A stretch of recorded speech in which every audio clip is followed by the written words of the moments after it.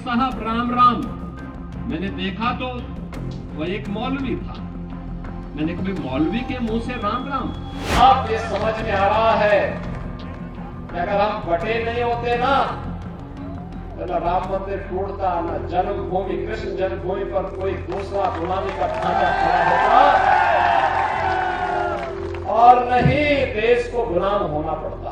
जो लोग भारत को कोसते थे, भारत की संप्रभुता को चुनौती देते थे, आज उनके मुंह से राम राम शब्द निकल रहा है। कावड़ यात्रियों के मार्ग में कोई बाधा पैदा करेगा तो कठोरता पूर्वक हम कार्रवाई करेंगे। और कुछ लोग कहते थे घंटा और संघ से कुछ लोगों को परेशानी होती है। मैंने कहा जिनको घंटा और संघ से परेशानी वे अपने कान को बंद करें। कावड़ यात्रा में डीजे भी बजेगा, शंख भी बजेगा, घंटा भी बजेगा, घड़ियाल भी बजेगा। क्या अयोध्या में राम मंदिर का निर्माण कांग्रेस कर पाती? क्या कश्मीर में धारा 370 एक कांग्रेस हटा पाती? मैं कल और परसों 2 दिन जम्मू कश्मीर विधानसभा चुनाव के लिए गया था। जम्मू में बारिश पड़ रही थी। मैं एयरपोर्ट के अंदर गया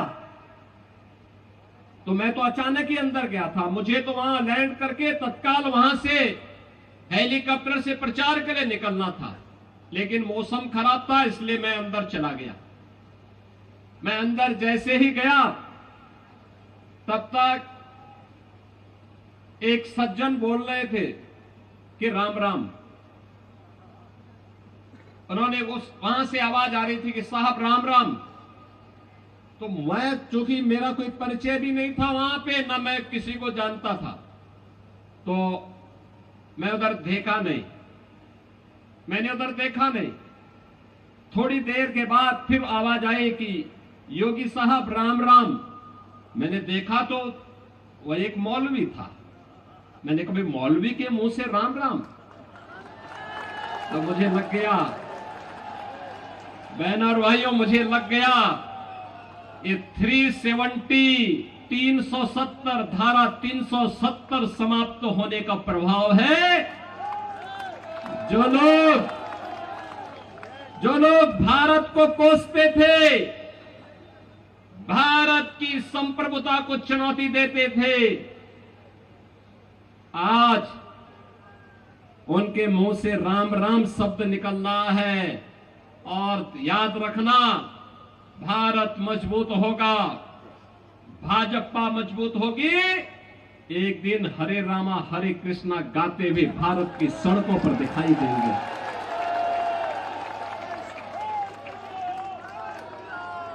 भारतीय जनता पार्टी क्यों आवश्यक है? इसलिए ही आवश्यक है।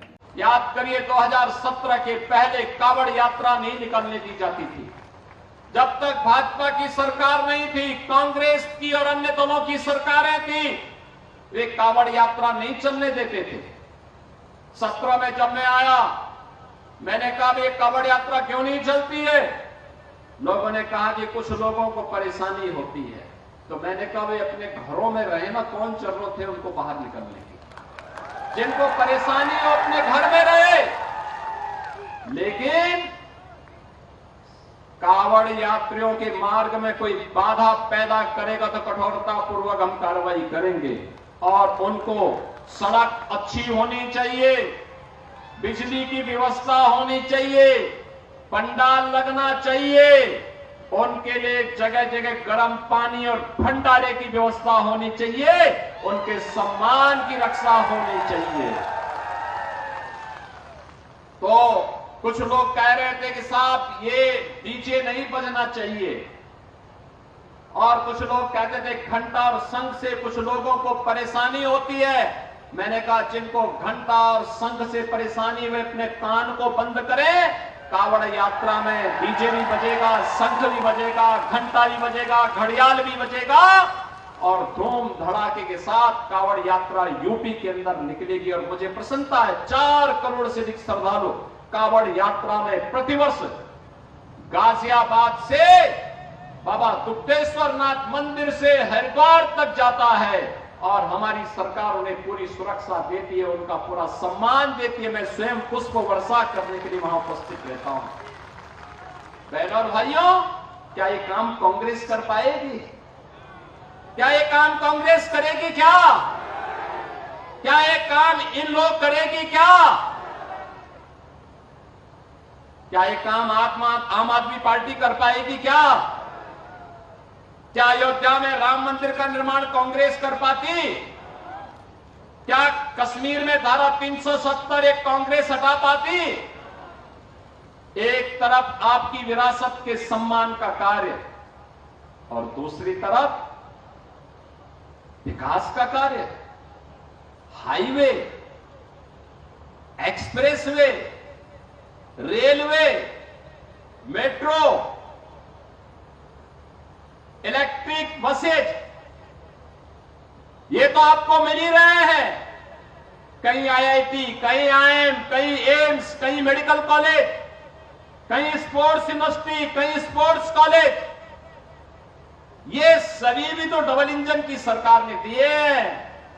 और यह भी दिया है बहनों और भाइयों, एक कांग्रेस तो केवल झूठे वायदे करती थी, खटाखट वाली थी ये सरकार, केवल खटाखट ही करती रही, क्योंकि इन्होंने देश को सपाचट किया था।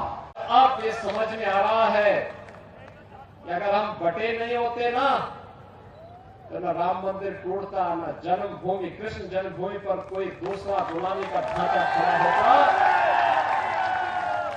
और नहीं देश को गुलाम होना पड़ता, कभी नहीं होता। और ये मजबूत और सुदृढ़ सरकार लाइए, जो कल तक राम मंदिर का विरोध कर रहे थे, कृष्ण जन्मभूमि का विरोध कर रहे थे, यही लोग सड़कों पर हरे रामा हरे कृष्णा का भजन गाते हुए दिखाई देंगे। बहनों और भाइयों, मैं आप सबको यही कहने के लिए आ जाया हूं, आपके बगल में तो उत्तर प्रदेश है, यमुना के उस पार, और आज से 7-7.5 वर्ष पहले क्या स्थिति थी उत्तर प्रदेश की? गुंडागर्दी चरम पर थी, और तीसरे दिन दंगा होता था, बड़े बड़े दंगे होते थे, महीनों महीनों कर्फ्यू लगा रहता था, न बेटी सुरक्षित थी, न व्यापारी सुरक्षित था। अन्नदाता किसान की फसल खड़ी होते ही कोई दूसरा काट के लेके चला जाता था। पलायन हो रहा था यूपी से, और 7.5 वर्ष में कोई दंगा नहीं हुआ। आपने देखा होगा यूपी के अंदर दंगा बंद। और बहनों भाइयों, यूपी का दंगा बंद, दंगाई या तो जेल के अंदर है या जहन्नुम की यात्रा में जा चुके हैं। बाकी दूसरा कुछ भी नहीं है। ये तभी हो सकता है जब डबल इंजन की सरकार मजबूती के साथ चले। हरियाणा में पिछले 10 वर्ष में डबल इंजन सरकार ने विकास किया है, सुशासन का एक मॉडल दिया है।